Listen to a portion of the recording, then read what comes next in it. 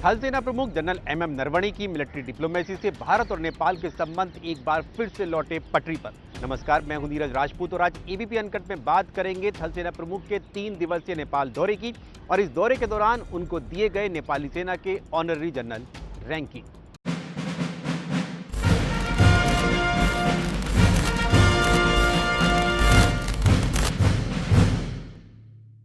थल सेना प्रमुख जनरल एमएम नरवणे 4 से 6 नवंबर तक नेपाल के दौरे पर गए। ये दौरा ऐसे समय हुआ है जब भारत और नेपाल के संबंधों में खटास आ गई थी। ये खटास आई थी करीब 6 महीने पहले, मई के महीने में, जब भारत ने कैलाश मानसरोवर जाने के लिए जो भारत, चीन और नेपाल के ट्राई जंक्शन पर कालापानी और लिपू लेक का इलाका है, वहां तक के लिए अपनी एक नई सड़क बनाई थी, जिसका नेपाल ने विरोध किया था। उसके बाद से ही दोनों देशों के संबंध काफी तल्ख हो गए थे। लेकिन अब जब थल सेना प्रमुख जनरल एमएम नरवणे एक बार फिर से नेपाल के दौरे पर गए हैं तो ये माना जा रहा है कि दोनों देशों के संबंध जो है वो एक बार फिर से पटरी पर आ गए हैं, यानी कि संबंधों में सुधार आ गया है। थल सेना प्रमुख जनरल एमएम नरवणे 4 नवंबर को नेपाल की राजधानी काठमांडू पहुंचे। पहले दिन ही उन्होंने वहां जाकर पशुपतिनाथ मंदिर के दर्शन किए। इसके अलावा जो काठमांडू के जो प्राचीन जो स्थल हैं,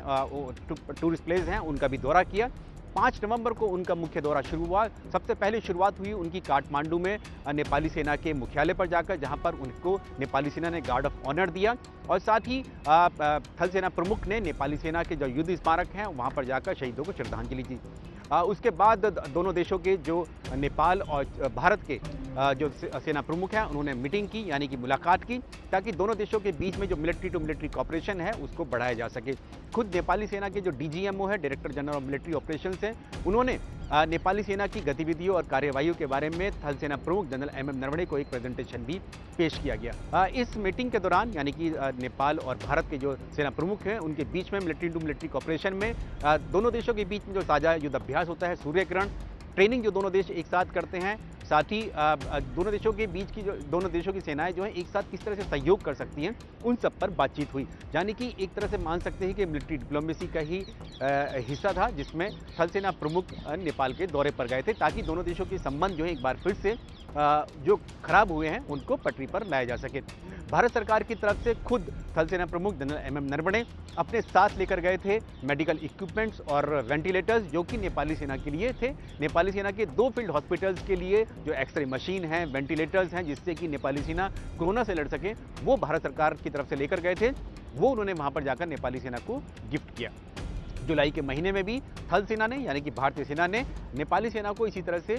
मदद की थी कि किस तरह से कोविड यानी कि कोरोना से लड़ा जा सकता है। उसके लिए मेडिकल इक्विपमेंट, चिकित्सा उपकरण उस वक्त भी दिए थे।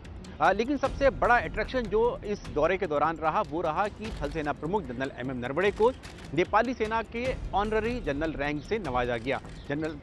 ऑनररी जनरल रैंक यानी कि मानद उनको पद से नवाजा गया, यानी कि एक तरह से मान सकते हैं उनको मानद नेपाली सेना का प्रमुख बनाया गया। ये सभी जानते हैं कि भारत और नेपाल के बीच में ऐतिहासिक संबंध रहे हैं, लेकिन सैन्य संबंध जो थे भारत और नेपाल के बीच की, उनकी शुरुआत हुई करीब 70 साल पहले, जब दोनों देशों ने इस बात को एग्री किया कि दोनों देश एक दूसरे के सेना प्रमुख को ऑनररी जनरल रैंक देंगे, यानी कि एक दूसरे की सेना का जो ऑनररी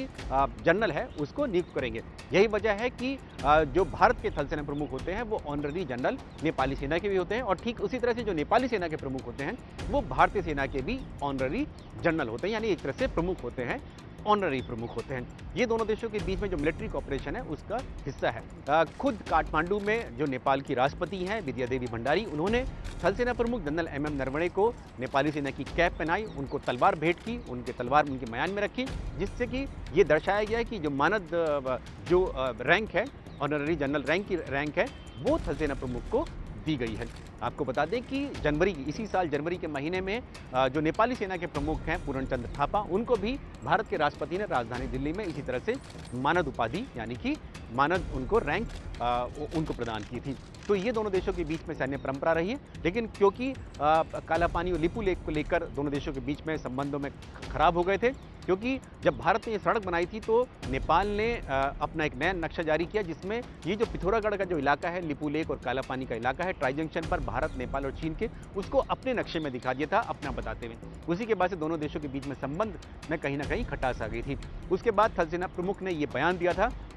कि नेपाल जो ये सब कुछ कर रहा है, यानी कि जो नया नक्शा जारी किया है लिपू लेक और काला पानी को अपना बताते हुए, ये किसी दूसरे देश यानी तीसरे देश के इशारे पर कर रहा है। उन्होंने नाम तो नहीं लिया था, लेकिन उनका इशारा सीधे तौर से चीन की तरफ था। इसीलिए ऐसा लग रहा था कि क्योंकि चीन के साथ भारत का पहले से ही एलएसी पर टकराव चल रहा था, तो नेपाल के साथ भी संबंध खराब होते दिख रहे थे। लेकिन अक्टूबर के महीने में नेपाली सेना प्रमुख जनरल पूरण चंद्र थापा ने इनिशिएटिव यानी पहल की और भारतीय सेना के जो प्रमुख हैं, थल सेना प्रमुख जनरल एमएम नरवणे को उनको आमंत्रित किया। हालांकि यह आमंत्रण फरवरी के महीने में भी दिया गया था, लेकिन कोरोना के चलते थल सेना प्रमुख नहीं जा पाए थे। और अब जब संबंध खराब हुए तो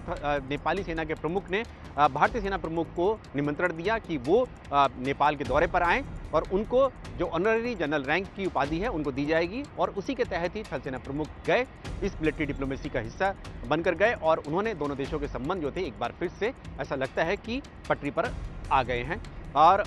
ये भी बता दें आपको कि जब निमंत्रण स्वीकार किया भारत ने, यानी कि थल सेना प्रमुख ने काठमांडू जाने का, उसके निमंत्रण का स्वीकार करने के कुछ दिन बाद ही जो नेपाल के प्रधानमंत्री है केपी शर्मा ओली, उन्होंने अपने रक्षा मंत्री से उनका रक्षा मंत्रालय का प्रभार उनसे ले लिया और खुद अपने पास रख लिया। इससे कहीं ना कहीं दिखाई दे रहा है कि नेपाल की तरफ से भी कोशिश की जा रही है कि भारत के साथ जो ऐतिहासिक संबंध रहे हैं, जो सैन्य संबंध रहे हैं, वो फिर से उसी तरह से बनाए जाएं, यानी कि दोनों देशों के बीच में संबंध और अधिक मजबूत किए जाएं, जैसे कि पहले मई के महीने से दोनों देशों के बीच में रहे हैं। देश दुनिया की रक्षा सुरक्षा से जुड़ी हुई कोई भी जानकारी या सवाल आप मुझसे जानना चाहते हैं, तो उसके लिए आपको हमारे इस एबीपी अनकट यानी फाइनल असॉल्ट के वीडियो के कमेंट बॉक्स में जाकर अपना सवाल या जानकारी पूछ सकते हैं। अगर ये सवाल और जानकारी देश की सुरक्षा से कॉम्प्रोमाइज नहीं करती है, तो मैं उसका जवाब आपको जरूर दूंगा। एबीपी न्यूज आपको रखे आगे।